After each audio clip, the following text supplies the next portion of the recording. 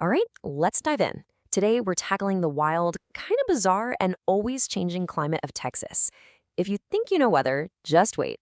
Texas has a way of throwing everything at you, from blizzards to hurricanes, sometimes all in the same massive state. This quote just nails it. This is the absolute essence of Texas weather. It's never about the average. It's a land of incredible extremes. One day of absolute deluge in a year of bone-dry drought. And that contrast, that's the story we're going to explore. So, you have to ask, how does one place get so climatically chaotic? Well, it all comes down to the ingredients, a kind of geographic recipe. Texas is so enormous, and its location on the continent is so unique that it creates this perfect battleground for weather systems to just clash. And here are the three main ingredients in that recipe. You've got this constant tug of war going on. Out west, the Rocky Mountains act like this giant wall, funneling frigid Arctic air southward. Then, the Great Plains become this totally open, barrier-free superhighway for that cold air to just race down.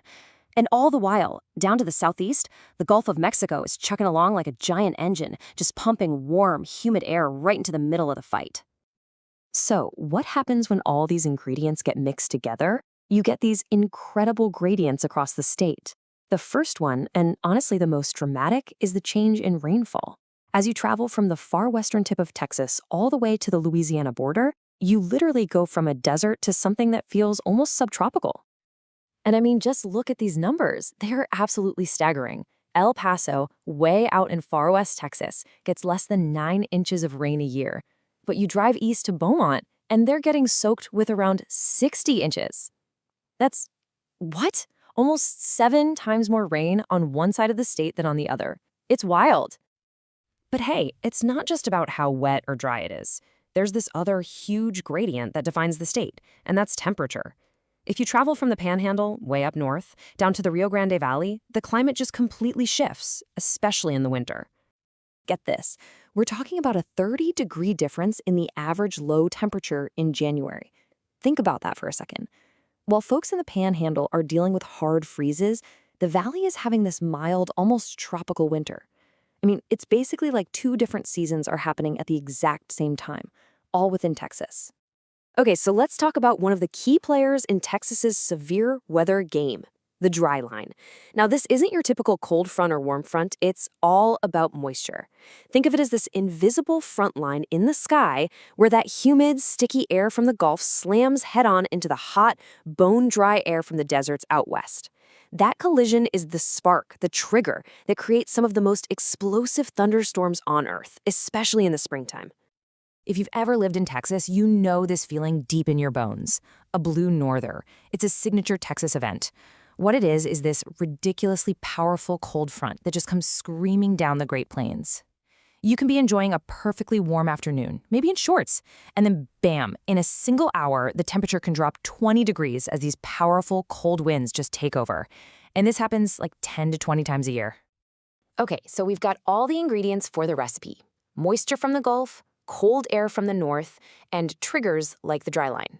Now let's talk about what happens when it all, well, explodes. Texas weather definitely has a personality, and it changes with the seasons. Spring is prime time for supercells, tornadoes, and massive hail.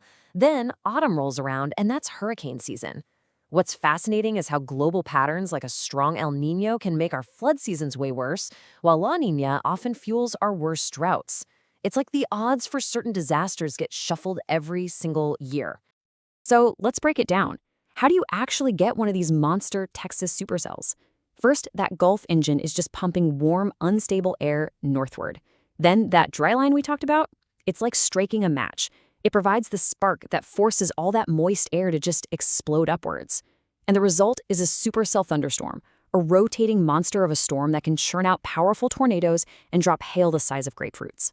And the consequences, well, they can be absolutely devastating. This number, 114, represents the lives that were lost in just one storm, the 1953 Waco tornado. It's such a stark reminder of the kind of localized, violent power that gets unleashed when all these ingredients come together in just the wrong way. But as terrifying as a tornado is, Texas faces an even bigger threat from the coast. This number, 8,000, is the estimated death toll from the 1900 Galveston hurricane. And what's so important to understand is that it wasn't the wind that did it. It was the water. A massive wall of it, a storm surge, that just washed over the city. It's still the single deadliest weather disaster in all of U.S. history. And don't think that tropical systems are only a storm surge threat. They are incredible rain-making machines. This number here, 43 inches, is the U.S. record for the most rain in a 24-hour period. And what's crazy is that this record wasn't set by some giant hurricane, but by Tropical Storm Claudette back in '79. It just goes to show you a storm's wind speed doesn't even begin to tell the whole story of how dangerous it is. You see, Central Texas has this really unique geological feature called the Balcones Escarpment. It's basically a hilly area with very thin, rocky soil. So when heavy rain hits, the ground can't soak it up. All that water runs off at once, funneling into creeks and rivers, and turning them into raging torrents in just a matter of minutes. It's why they call this whole region Flash Flood Alley. It is incredibly dangerous. Okay, so we've established that Texas weather is, extreme, to say the least. The really critical question now is, what happens when you take this already volatile system and you just turn up the heat? Let's look at the challenges climate change is bringing to the state. If you look at the actual data, the temperature record, you can see the natural ups and downs. There was a warming period early on, even some cooling in the middle of the century.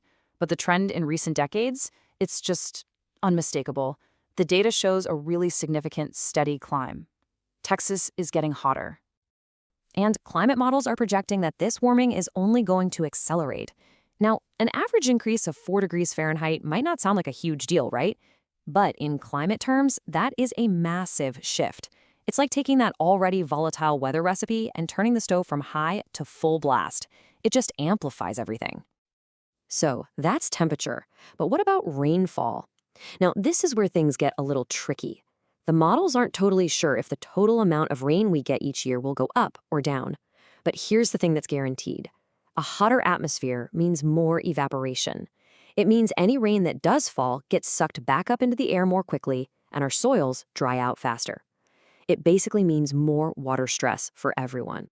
So what's the bottom line here? It means the extremes just get more extreme. Droughts are projected to get more frequent and way more severe. Hurricanes could become more intense. And the rain, when it finally does come, is more likely to show up in these extreme flooding downpours.